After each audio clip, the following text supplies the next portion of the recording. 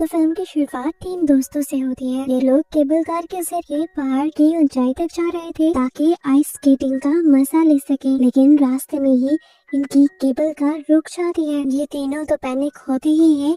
इसी cable car की दूसरी कार में बैठे हुए लोग और भी ज्यादा पैनिक हो गए थे। जॉन अपने दोस्तों को डराने के लिए खुद हिलने लग जाता है और एमा ज्यादा घबरा जाती है। डैनी एमा के साथ बातें करते हुए उसे रिलैक्स करता है और कुछ ही देर में ये केबल कार दोबारा चल पड़ती है। फाइनली ये लोग पहाड़ की चोटी पर पहुंच जाते हैं और फिर खेलना शुरू कर देते हैं। बहुत सारा खेलने के बाद फाइनली ये पहाड़ से नीचे आ गए थे। नीचे आकर ये लोग खाना शाना खाते हैं और जॉन को लगता है कि अभी भी इन्होंने फुल एंजॉय नहीं किया, इसीलिए वो सबको मना लेता है कि ये लोग रात में भी दोबारा एक मर्तबा पहाड़ी के ऊपर जाएंगे केबल कार के जरिए और खुद से स्केट करते हुए नीचे आएंगे।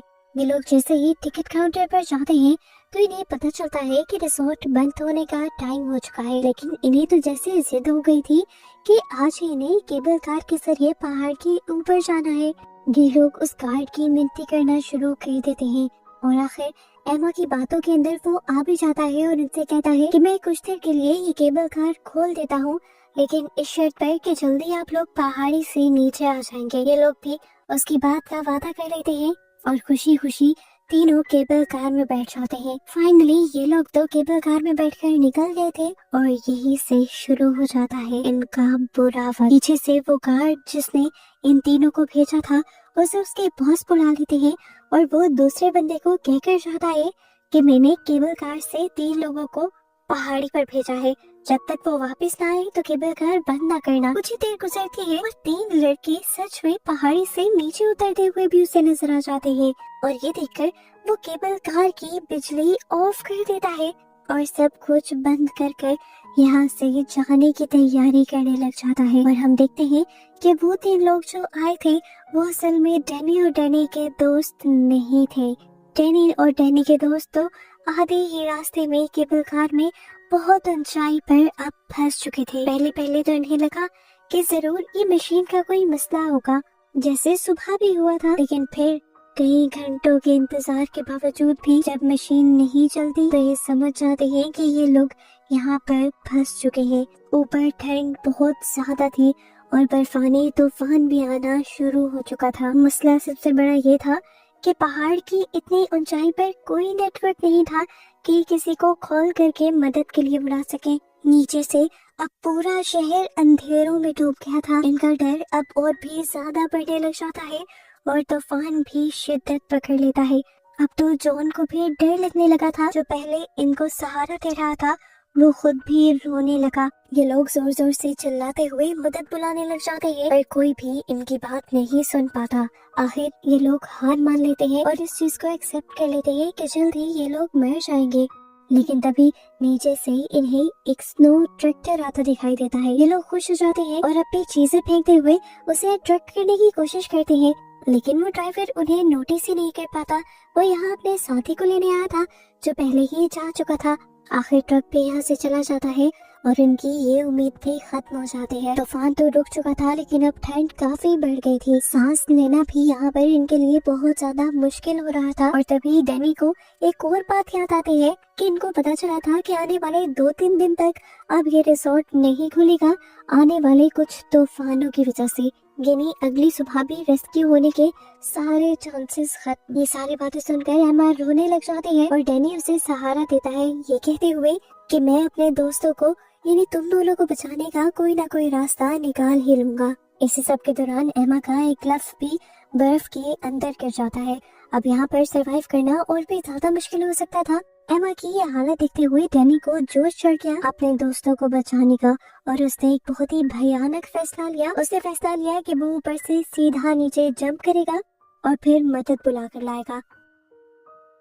सब उसे रोकते भी रहे लेकिन डैनी ने किसी की ना सुनी और जंप कर दी और नीचे गिरते ही उसकी दोनों टांगे टूट गईं। उसे इतना शदीद दर्द हुआ कि वो हिल भी नहीं पाया। अब इनके लिए और भी ज्यादा मुश्किल आ गई थी। डैनी बहुत ज्यादा दर्द में था और ये लोग उसके लिए कुछ कर भी नहीं सकते थे। जॉन देखता है कि 2 केबल कार्स के पीछे एक टॉवर है जिसके ऊपर सीढ़ियां लगी हुई है, उससे नीचे जाया जा सकता है। लेकिन वहाँ तक का सफर तय करना भी बहुत ज्यादा मुश्किल। पर एमा जॉन को हिम्मत देती है और वो कार्ड के पिछले हिस्से पर चढ़ जाता है और जैसे ही वो एक आध कदम आगे बढ़ता है लटकते हुए ही, तो उसके ग्लव्स कट जाते हैं। उससे भयानक दर्द होने लगता है और वो डर कर वापिस कार्ड के अंदर आ जाता है। नीचे का मंजर और भी ज्यादा खराब हो चुका था। यहाँ पर तूफान भी आने लगा था। डैनी बेहोश हो गया था दर्द से और यहाँ जंगली जानवर भी मंडलाने लगे थे और ये सब उनके डर को बढ़ाने के लिए काफी था। अपने पास जानवरों को देखकर डैनी को होश भी आ गया और उसने डरते हुए अपने मुंह पर कैप ढक ली, क्योंकि वो इन जानवरों से बचकर भाग भी नहीं सकता था। आखिर जानवर उसे काट खाने लगे और ये दोनों ऊपर से चुपचाप ये मंजर देखते रहे। अब इन्हें दुख और गिल्ट होने लगा था। इसे गिल्ट में ये एक दूसरे पर इल्जाम लगाने लगते हैं कि तुम्हारी गलती है और तुम्हारी गलती है। जॉन एमा से कहता है कि तुम्हें डैनी को रोकना चाहिए था, ये सब जो हो रहा है इसमें तुम्हारी गलती है। लेकिन एमा कहती है मेरी नहीं, तुम्हारी गलती है। तुम्हारा ये प्लान था कि हम रात के इस पहर यहाँ वापस आए थे। इनकी बातों के दौरान तूफान दोबारा शुरू हो जाता है। बर्फ इतनी पड़ती है कि डैनी की डेड बॉडी बर्फ में ढकी जाती है। ऐसे ही बहस करते करते कभी इन्हें नींद आ गई, इन्हें पता ही नहीं चला। सुबह भी हो गई और एमा ने जब आँख खोली तो एक बहुत ही भयानक चीज उसे ये पता चली कि उसका हाथ ड्रिलिंग से चिपक गया था और अब वो जितनी भी कोशिश कर रही थी उसका हाथ नहीं उतर रहा था। वो जानती थी कि अगर उसे थोड़ा सा भी जोर लगाया तो उसका हाथ जख्मी हो सकता है। वो बहुत ही आहिस्ता आहिस्ता अपना हाथ उतारने की कोशिश करती है और स्किन की पहली लेयर उसकी सारी छिलकर उसी ड्रिलिंग पर रह जाती है और एमा का हाथ बुरी तरह जख्मी हो जाता है। उसकी हल्की हल्की चीखों को सुनते हुए जॉन की आँख खुल जाती है और वो जब उसका हाथ दिखता है तो उसे भी बहुत ज्यादा दुख होता है। पूरी रात की ठंड के बाद अब जो धूप निकली थी इनसे उनकी सर्दी तो थोड़ी कम हुई थी, लेकिन अब ये धूप भी इन्हें दर्द दे रही थी। ठंड की वजह से जो इनकी स्किन पर जख्म आ गए थे, धूप उन्हें जला रही थी। इस टाइम पर जॉन कहता है मुझे उम्मीद है कि जरूर रिजॉर्ट के लोग हमें ढूंढते हुए यहाँ पर आ जाएंगे और हमें रेस्क्यू कर लिया जाएगा। लेकिन फिर घंटों गुजर जाते हैं और कोई नहीं आता। ये लोग एक लंबे टाइम से वॉशरूम भी नहीं गए थे। मजबूरन इनके कपड़े गीले हो जाते हैं और ये दोनों कुछ नहीं कर पाते। कपड़े गीले होने की वजह से ठंड और ज्यादा लगने लगी थी। जॉन ने फैसला किया कि अब कोई रास्ता नहीं है अपने आप को बचाने के लिए। अब वो हर हाल में टॉवर तक रेंगते हुए पहुंचेगा ही। सारी हिम्मत जमा करके वो दोबारा से खड़ा हो जाता है और कार्ड की पिछली तरफ से ऊपर केबल पकड़ लेता है। थोड़ा ही दूर जाता है तो अब ग्लव्स फटने के साथ साथ उसका हाथ भी जख्मी हो जाता है। दर्द बढ़ने लग जाता है। ये रास्ता बिल्कुल भी आसान नहीं था। चलते चलते पीछे से एमा की कार्ड को एक जोरदार झटका लगा। पता चला कि एक स्क्रू ढीला हो गया था और किसी भी वक्त वो वाली कार्ड गिर सकती थी। अब जॉन पीछे भी नहीं जा सकता था क्योंकि एमा की जान खतरे में पड़ जाती। बहुत देर कोशिशों के बाद वो बामुश्किल पहली कार्ड तक पहुंच जाता है, जिसके बाद भी एक कार्ड के बाद वो टॉवर था जिसके जरिए उसे नीचे उतरना था। इस टाइम उसके पूरे के पूरे ग्लव्स खून से भर चुके थे। हम देखते हैं कि नीचे बहुत सारे जंगली जानवर भी आ गए थे। तब जॉन एमा से कहता है कि नीचे चीजें फेंको ताकि जानवर यहाँ से भाग सके और मैं नीचे उतर पाऊँ। लेकिन एमा उतनी ताकत से अपनी चीजें नीचे नहीं फेंक पाती और वो जानवर भी वहाँ से नहीं जा पाती। काफी कोशिशों के बाद और डर सहने के बाद जॉन फाइनली उस टॉवर तक पहुँच गया था। टॉवर से वो नीचे उतरा तो अब उसे लगा कि उसने एक बहुत बड़ा मिशन पूरा कर लिया है और जल्द ही वो अपने साथ साथ एमा की भी जान बचा लेगा। लेकिन ये सब तो उसकी सोच ही रही। उसके नीचे उतरते ही बहुत सारे जंगली जानवर उसके पीछे आ गए।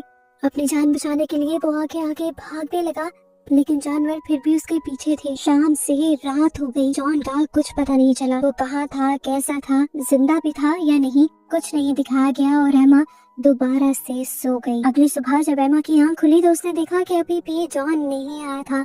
अब तो इंतहा हो गई थी। खाए पिए भी उसे 2 दिन हो गए थे।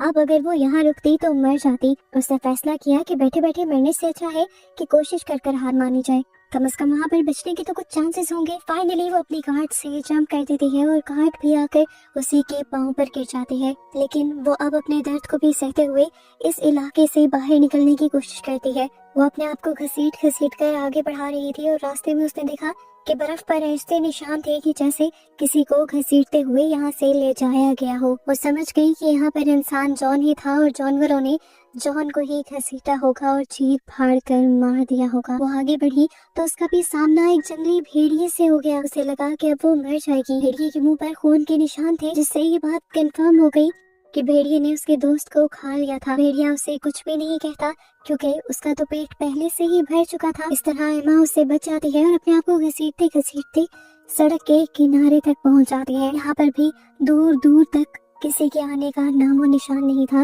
लेकिन फिर एमा की किस्मत चली। एक आदमी अपनी गाड़ी लिए यहाँ आया और उसने सड़क के किनारे पड़ी एमा को नोटिस कर लिया और यहाँ से फाइनली एमा रेस्क्यू कर ली गई। ये ट्रिप उसे कभी नहीं भूलने वाला था क्योंकि इस ट्रिप में उसने 2 अपने लोगों को खो दिया था।